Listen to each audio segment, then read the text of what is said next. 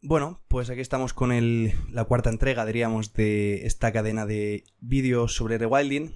En este caso voy a hablar de un rewilding histórico, posiblemente el caso de mayor éxito en nuestro país sobre esta forma de entender la conservación, que mucha gente desconoce directamente que podamos hablar en estos términos. Hoy vamos a hablar del lince ibérico. Es un tema que cualquier persona que me conoce pues se piensa que estoy obsesionado con el lince. Verdaderamente es una especie que me fascina.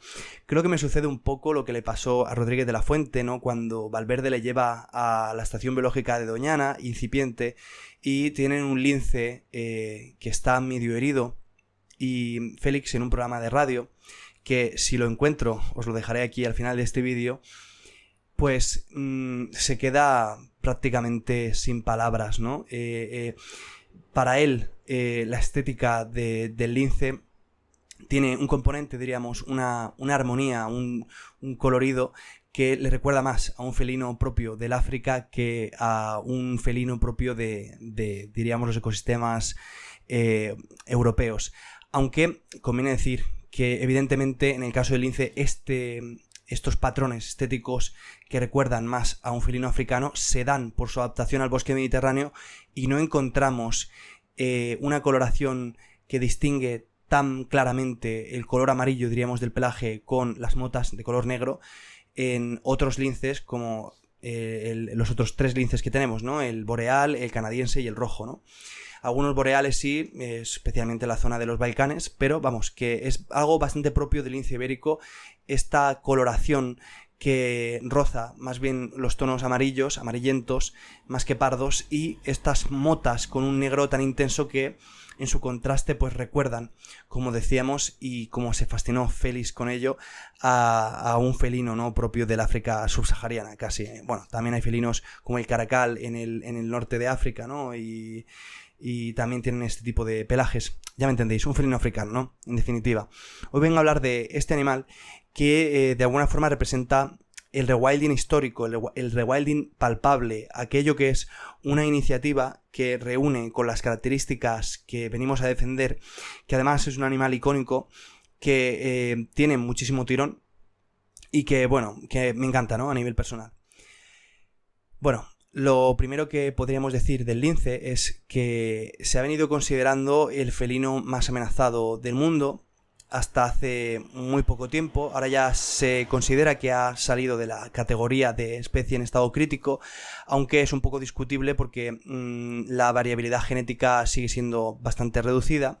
El número de ejemplares ha superado o está cerca de los 1000, lo cual está relativamente bien si tenemos en cuenta que quedaban 90 y pico a comienzos de los años 2000, pero el número de hembras reproductoras continúa siendo muy bajo y no deberíamos de venirnos arriba solo en base al número total de individuos, sino que tendríamos que atender sobre todo a esto: número de hembras reproductoras, variabilidad genética y disponibilidad de los hábitats. Y en estos tres puntos todavía el lince tiene que librar su batalla, y espero que Iberlince, el proyecto que está desarrollando la protección, la reintroducción del lince en sus hábitats, pues siga recibiendo la atención que ha tenido hasta ahora, porque el lince, aunque se enfoque en los esfuerzos de forma específica, toda la inversión que se está haciendo a nivel de, por ejemplo, inmunización de ciertos conejos, ciertas poblaciones de conejos, ¿no?, que estaban sufriendo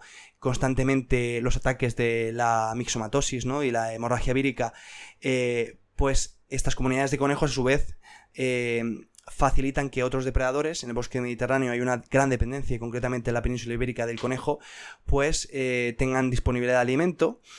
Los corredores ecológicos que se están construyendo para conectar poblaciones del lince ibérico también, desde luego, están sirviendo para el resto de animales que viven en los hábitats a conectar. En fin, que en última instancia el proyecto de Iberlince, aunque está focalizado de forma concreta para la protección y recuperación del lince, está beneficiando a todas las comunidades biológicas que en última instancia utiliza el lince, ¿no? Porque el lince es en cierto sentido una especie que no vamos a decir una especie clave, tampoco es que sea una especie clave, los ecosistemas no lo necesitan de forma necesaria, pero sí que es un gran regulador de todos los pequeños y medianos depredadores, que si no fueran por su presencia, pues repuntarían, ¿no?, muchísimo, y que en última instancia, por ejemplo, si tú tienes una población de zorros muy densa, pues la tasa reproductiva de los conejos es menor. Y esta especie, el conejo, que es una especie clave, está en alianza con el lince, porque el lince, al controlar todos los pequeños depredadores que mermarían las poblaciones de conejo, y teniendo un área de campeo muy grande, los linces son especies patriarcales, son solitarias, que se articulan, los territorios están controlados por machos que tienen la capacidad, diríamos, de defenderse frente a otros competidores masculinos, pero que permite la entrada de las hembras, ¿no?, el libre tránsito de las hembras.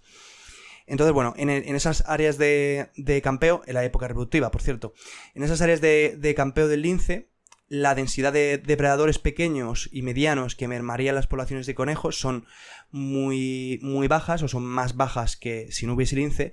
Por lo tanto, el lince es un gran aliado del conejo, y en ese sentido, el lince, aunque no es una especie, diríamos, clave como sí que pueda ser el conejo, sí que es trascendente por cuanto que regula y mantiene en equilibrio y en un estado de salud los ecosistemas. Pues bueno, como venía diciendo, el proyecto Iberlince no solamente está facilitando que otros animales y otros ecosistemas se vean favorecidos, sino que también tiene algo muy importante que yo ya he tratado en otros vídeos, que es la capacidad de movilización social. Es decir, el lince tiene una fuerza y que además se ha dotado de mayor sentido a través de este desarrollo histórico, porque cuando algo está a punto de perderse, el ser humano siempre es así, el ser humano reacciona siempre tarde. Solamente la gente muy, muy, muy inteligente es capaz de ver la hostia antes de que llegue, por decirlo de alguna forma. Pero la gente mundana, como un servidor, pues se da cuenta de que las cosas importaban cuando las ha perdido, ¿no? Y en el caso del lince, pues la batalla por su recuperación ha sido que España estuvo a punto de perder, diríamos, su especie, su carnívoro más icónico, su carnívoro más emblemático, ¿no?, más diferenciador, ¿no?, de estos ecosistemas, quizá. Y en ese sentido, la épica que ha construido el lince a través de su recuperación le ha dotado de un sentido que no tienen otros animales. Entonces, el lince, como decía, al margen de sus funciones ecológicas, tiene un gran tirón de tipo político-social, y es el máximo representante, diríamos, por lo menos en un plano discursivo. Podrán haberse hecho labores con otras especies faunísticas o botánicas a un plano más concreto que haya funcionado mejor, pero en un plano narrativo, el lince ibérico es el rewilding histórico que yo diría en la península ibérica ha funcionado como modelo, ¿no?, ideal, y que deberá de ser de alguna forma exportado a otros tantos animales. Conocemos casos como el del quebrantahuesos, la reintroducción del quebrantahuesos en la península ibérica, también muy exitosa. Se están haciendo trabajos con el desmán, ¿no? Se están haciendo trabajos, en fin, con muchas especies, también especies, como decía, botánicas. Pero el que ha conducido con mayor eficiencia el relato del rewilding, aunque la gente desconozca que lo que se está haciendo con el lince es un rewilding en toda regla, es el lince. Conviene decir algo que es muy reseñable, dado el momento que estamos viviendo. El bisonte está en un pleno debate. Vaya, en la moto de turno, disculpadme. Bueno, perdón por la interrupción de la moto. Como os decía, el bisonte está ahora mismo en un debate entre, diríamos, la comunidad académica y también muchísimos entusiastas.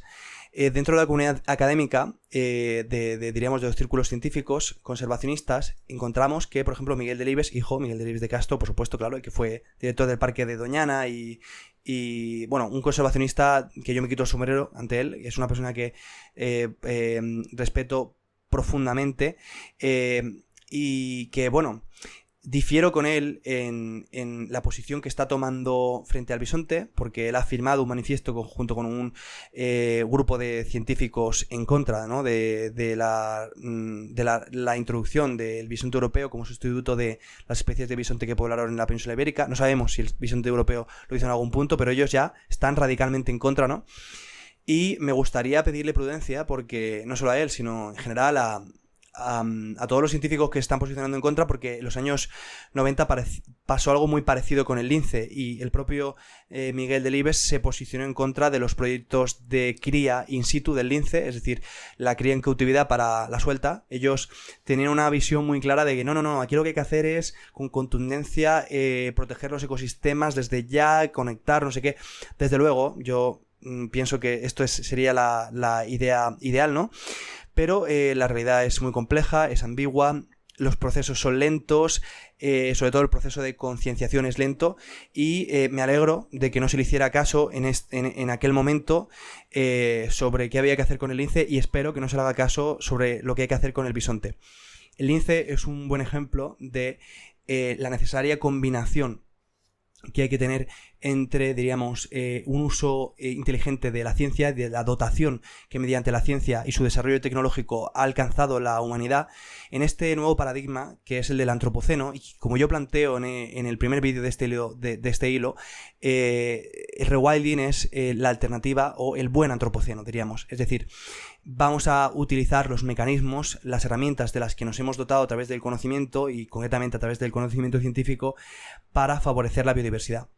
Lo que se está haciendo con el lince ibérico, una especie que hasta no tanto tiempo atrás en escala biológica pobló desde la Italia septentrional hasta Portugal, evidentemente pasando por Francia, es decir, toda la costa mediterránea que iba desde los Alpes hasta el Algarve portugués, pues quedó reducido progresivamente por su caza, por la destrucción de los hábitats, la caza principalmente por motivos como el uso de su piel, ¿no?, para vestimenta, la destrucción de los hábitats, evidentemente, pues la expansión de las actividades extractivas del medio, ¿no?, concretamente pues la muerte, ¿no?, de los ecosistemas a través de la implementación de químicos en la agricultura.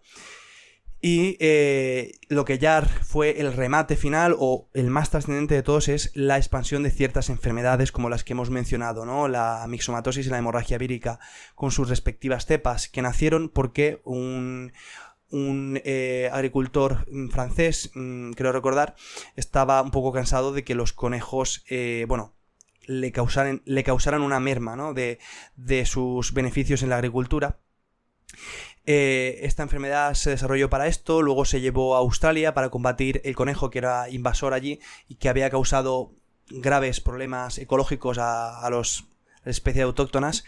Y por desgracia, pues Australia ha seguido haciendo uso de la mixomatosis para controlar unos mamíferos como los conejos, que son placentarios y que tienen un ciclo reproductivo muchísimo más rápido que los mamíferos marsupiales que hay en Australia, y que no compiten directamente, pero en la ocupación de los nichos de otros animales propios del continente australiano, pues bueno, desplazan y están causando grandes problemas.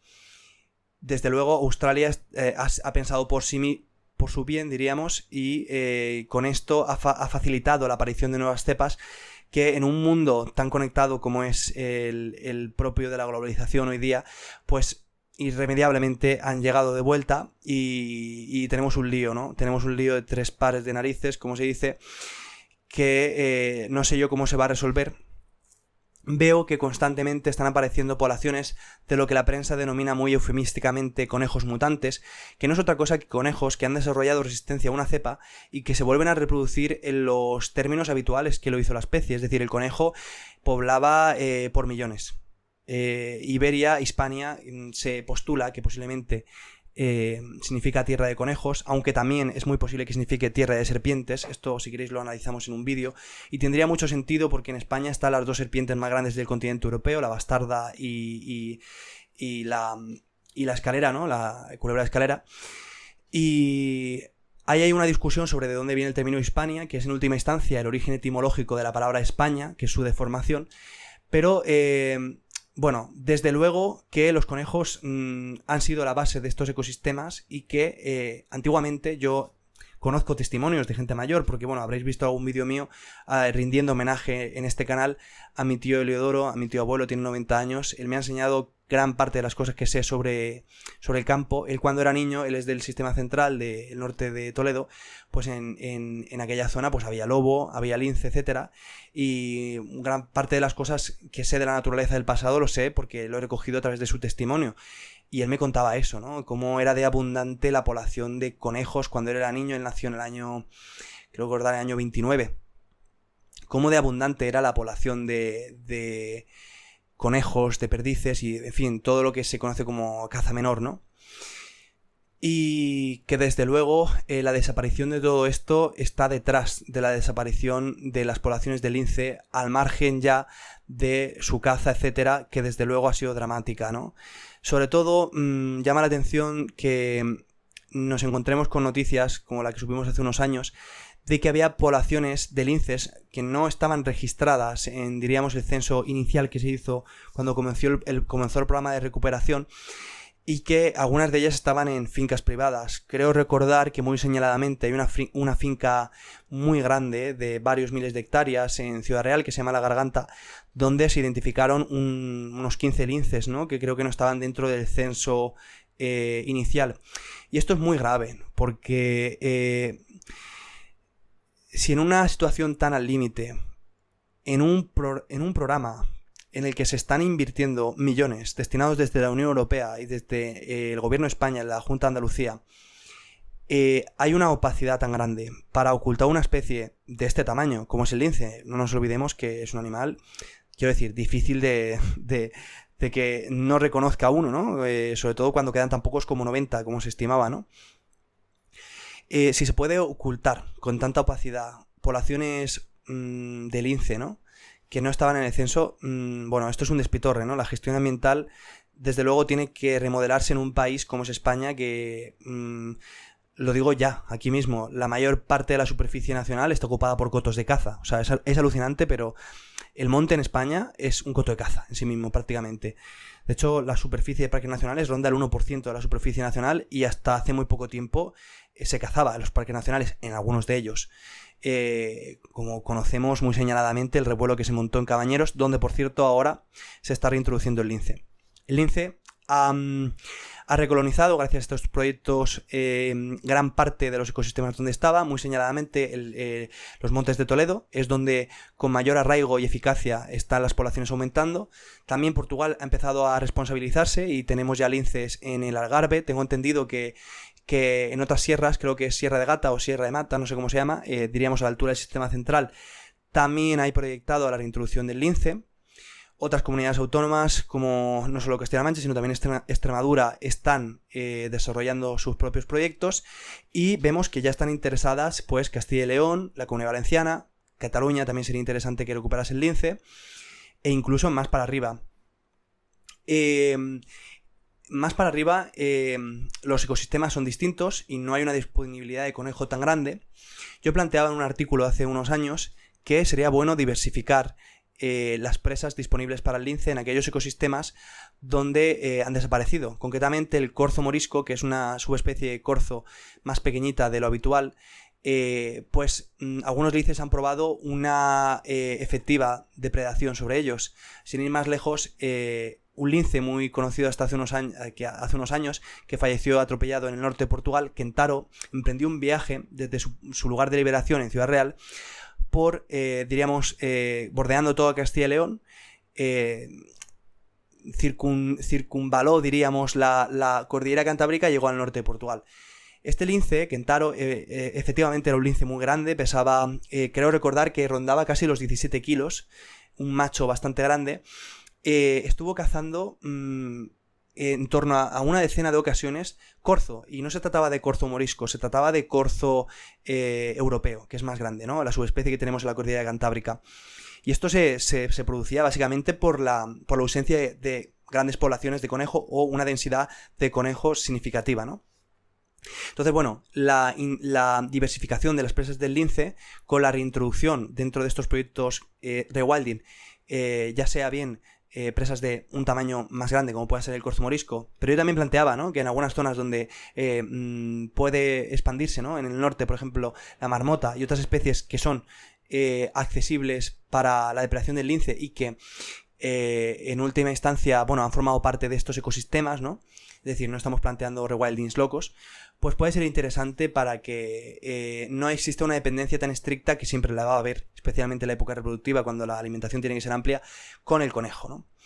Así que, bueno, el lince ibérico deberá de alcanzar una población de en torno a unos 5.000 ejemplares. No recuerdo cuál es el número de hembras reproductoras mínimo, diríamos, para que hablemos de que ya no está en riesgo, pero todo apunta a que con los planes que se están haciendo, si sigue adelante la conexión, por ejemplo, de Doñana con Sierra Morena y progresivamente estos núcleos que están, diríamos, en la Sierra Norte de Sevilla logran conectarse a su vez con Doñana, Sierra Norte de Sevilla, Algarve portugués y un corredor ecológico, este sí tendría que ser más largo, ya con la vertiente que da, ¿no? en Córdoba, Jaén, ¿no? De la Sierra Morena, ¿no? Que es donde queda Andújar y todos estos lugares donde hay una densidad alta de linces. Bueno, si conseguimos hacer estos corredores ecológicos, si conseguimos que Iberlince, a través de la motivación que produce en términos sociales, lleve a cabo todo esto, estas autovías, ¿no? Biológicas, todo el resto de especies se van a ver favorecidas y otros depredadores como el lobo podrán encontrar también la forma de recuperar también los ecosistemas que les corresponden. Bueno, no sé si hay algo que debiera decir más allá de lo evidente. Me podría poner a hablar de la descripción del lince. Yo, en este caso, no me he querido poner a decir lo más, diríamos, evidente, sino que he querido dar un poco datos dirigidos a un público específico de naturalista que quizá va a disfrutar más este vídeo en este formato. Así que bueno, espero que os haya gustado mucho el vídeo. Podemos hacer más vídeos sobre el lince ibérico, hablar de otros temas. Si os parece interesante, dejadme en los comentarios qué creéis que deberíamos de abordar. Y bueno, nos vemos en el siguiente. Hasta la próxima. Hacia el cercado donde estaban los linces. Yo creo que no he tenido sorpresa mayor en mi vida. Porque cuando yo vi el primer león, sospechaba que el león me iba a impresionar con su aspecto, porque el león es el rey de los animales, y siempre nos han dicho y siempre hemos comprendido que debe ser un animal fortísimo. Tampoco me sorprendió nada cuando vi el primer tigre, porque desde niño había leído las historias escritas por los famosos colonizadores ingleses de la India del siglo XIX, de los Mániter, los tigres devoradores de hombres. Pero el lince, un animal español con aspecto de gato, según mis ideas de aquel entonces, y era ya naturalista, no iba a tener en mis esperanzas el aspecto armonioso, vigoroso, majestático, entero de una fiera.